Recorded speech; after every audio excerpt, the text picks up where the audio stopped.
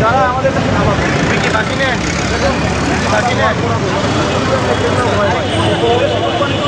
যখন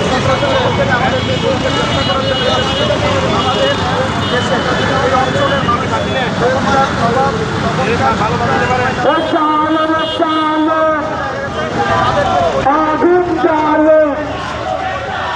বিদেশিদের রাস্তা না, সকল নারীর রাস্তা না, চালের কাজ ফুলের কাজ এই বন্ধ আমাদের বিদেশিদের চাপের না, এই বন্ধ আমাদের বিদেশিদের চাপের না, এই বন্ধ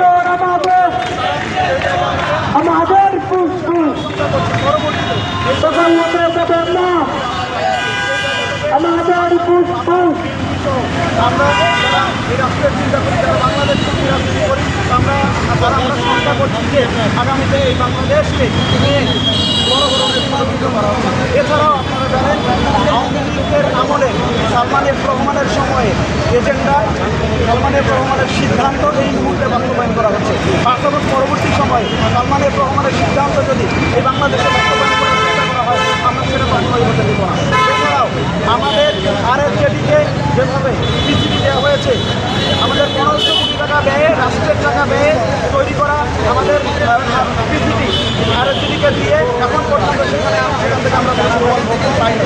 অথচ সেখানে ইন্দিরা ব্যাংক সরাসরি ষড়যন্ত্র করে আমাদের বিদেশ থেকে বিনিয়োগ না নিয়ে এসে দেশের টাকায় সেখানে 200 কোটি টাকা